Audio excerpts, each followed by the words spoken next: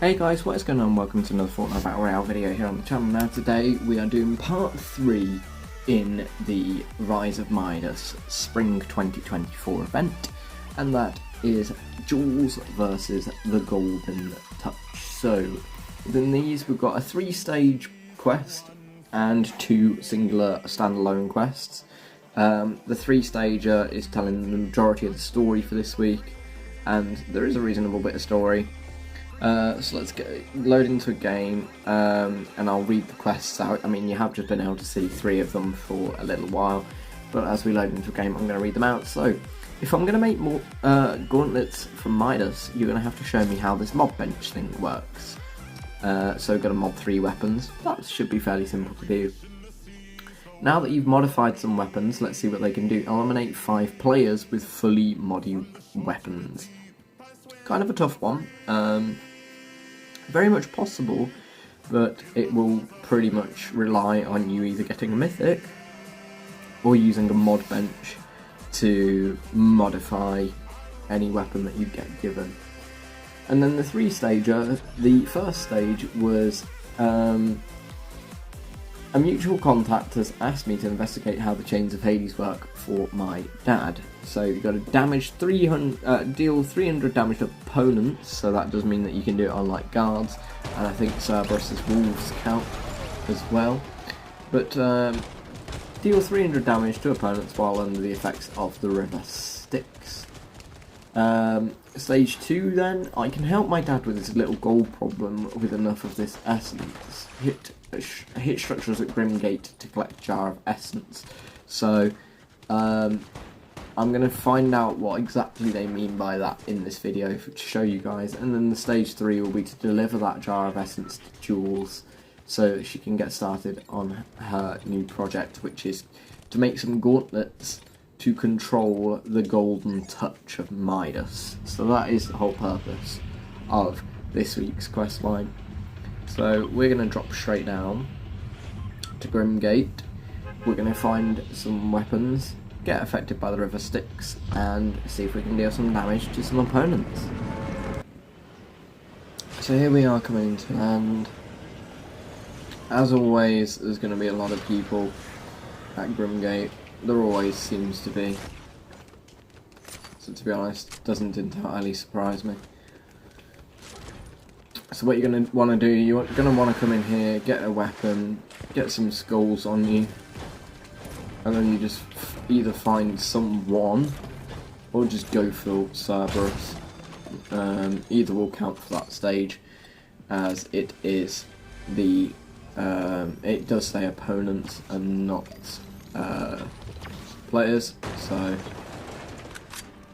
opponents is anyone who would immediately be hostile to you.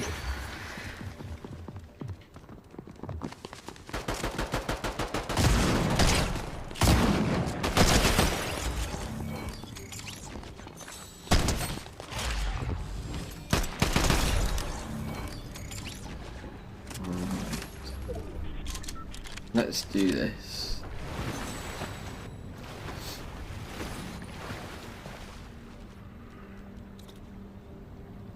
There's someone in the area we could damage potentially, or we could just go after Cerberus. I kind of want to test if the wolves count for the quest, so I might do that. I might just challenge Cerberus and see if his wolves do count, because if they do, then that's even better.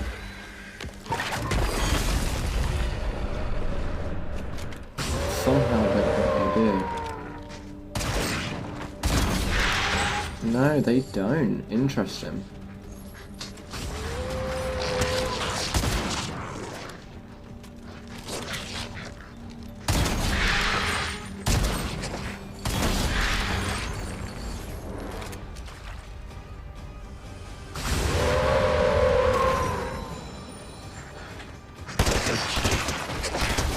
In fact, I find that very interesting.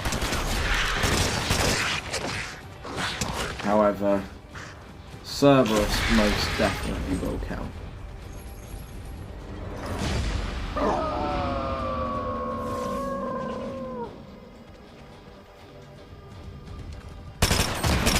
So just like that, we have done that quest using Cerberus.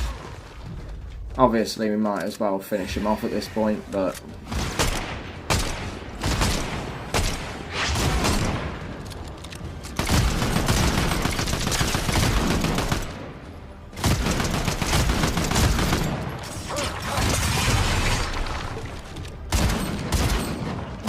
hopefully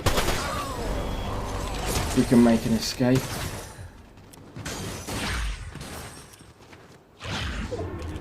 So we just gotta hit structures now to get a jar of essence. That's very oddly specific and not particularly well clarified. But I think all you've got to do is just pickaxe a few things until you get it. Ah, there we go. So that's what it looks like for that quest, guys. And then stage 3, deliver it to Jules. You actually have got to deliver it to the person, not any of the scrying pools. Because, think about it, scrying pools are just used to talk to people who aren't there. Therefore meaning that you can't give them something. You can give them information, but you can't exactly give them a physical object, which is what we need to do. So we are going to slowly make our way over now. We're going to find Jules and deliver her the jar of essence. To be honest, I'm not too mad about the fact that we didn't get the, what's it called, the medallion. Because medallion, all it does is it gives you away. It gives you away, and what's even worse than that is the fact that that's not the best medallion by any means. All it does is it gives you the River Styx effect, like, slowly over time. Whilst that could be useful, I'd rather have literally any of the other medallions. So I think, honestly, we just slowly make our way over to Jules.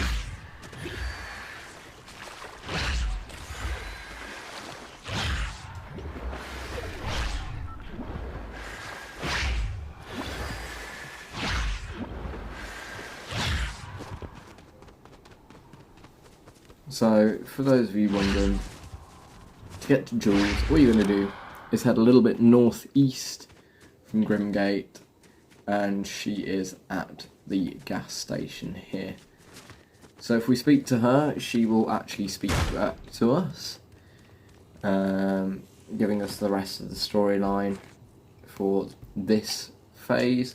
So she thinks that she can create gauntlets for her dad that can suppress the Midas touch. Okay. Ones that he can take off whenever he wants. This could change everything. Ooh. I guess perhaps it could.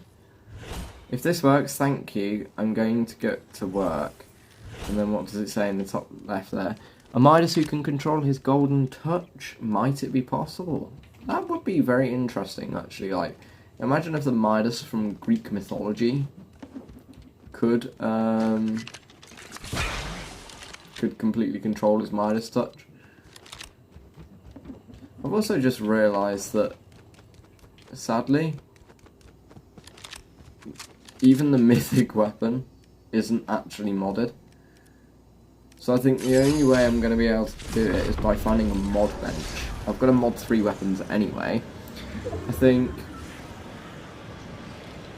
the best places, I think the only places for mod benches this season is the train station bunkers, like where I am now, and I don't even know if these have them actually. Not all of these do. Where else can you mod weapons this season? I know you can obviously use the Loot Island, but I'm trying to think if there's anywhere else that you can actually mod a weapon. It's quite bad really if you can't.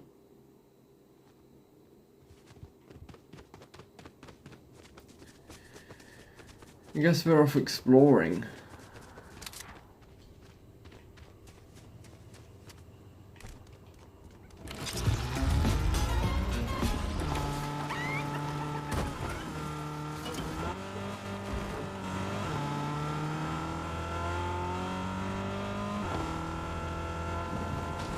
So where on earth could I find a mod bench in Season 2?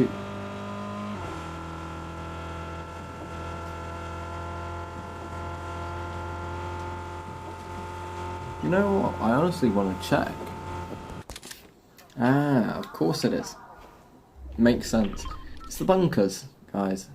So, it's the bunkers in Season 2, if you remember. So, if we go find ourselves a nice bunker, we can use the mod bench there. And once we use the mod bench there, we can just go and kill some people with fully modded weapons. Obviously, like I say, you can use the loot island as well if you really want. But the problem with that is it can make you a pretty big target. So it's entirely up to you if you so wish to do that. But let it be known that doing so might be at your own risk. But then again, so are the bunkers. They're also marked on the map for everyone. So it's entirely up to you.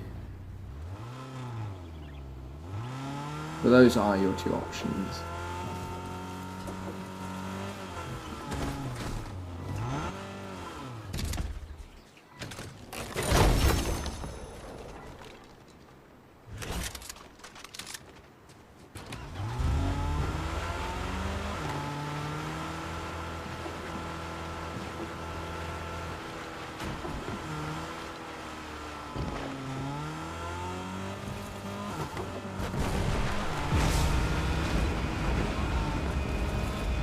Right, honestly, we'll loot around, but I want to just mod these.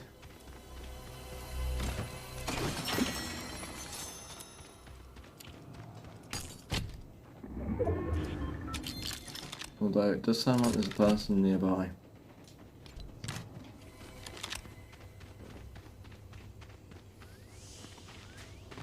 Right, we'll take them out. Thankfully I'm playing unranked, which means there are bots.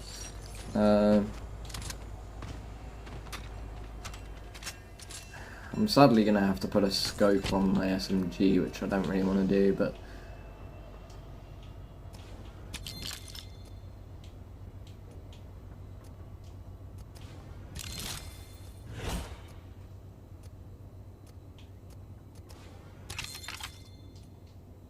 there we go, that should be 3 weapons modded. Oh, you only have to mod weapons 3 times, it's just 3 mods, isn't it? But all of my weapons are now fully modded, other than the shotgun. You can't even mod the mythics. So actually the mythics aren't even the way to go, because you can't even get them to fully modded. Oh, this is just an annoying quest. Ooh, okay.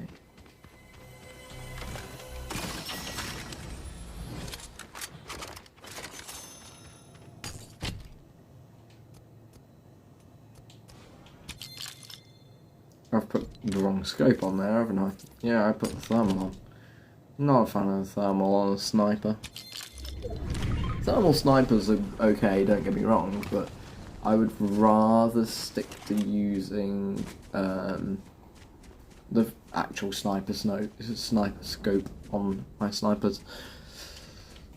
I don't know about you guys, let me know down below in the comments, what scope do you like to put on a sniper?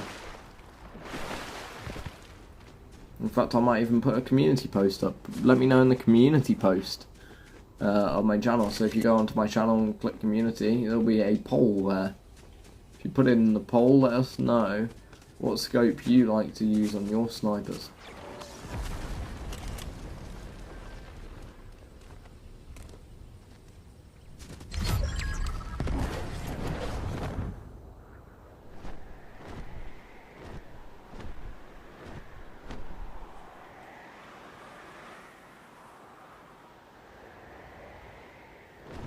There's definitely someone in this building.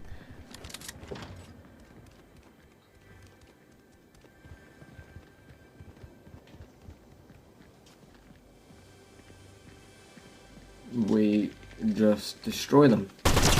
Oh, okay, that was a bit more destruction than I expected. Let's go.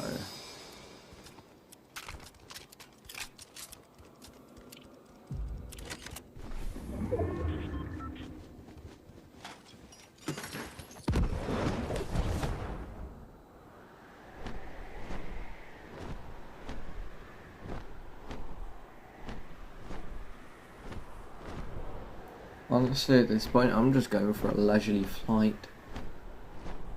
We might find someone on the way.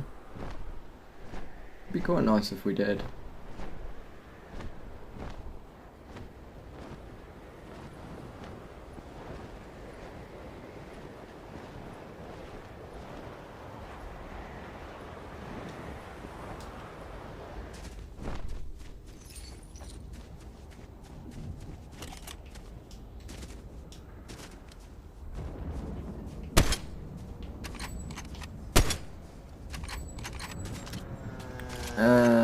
We definitely found someone.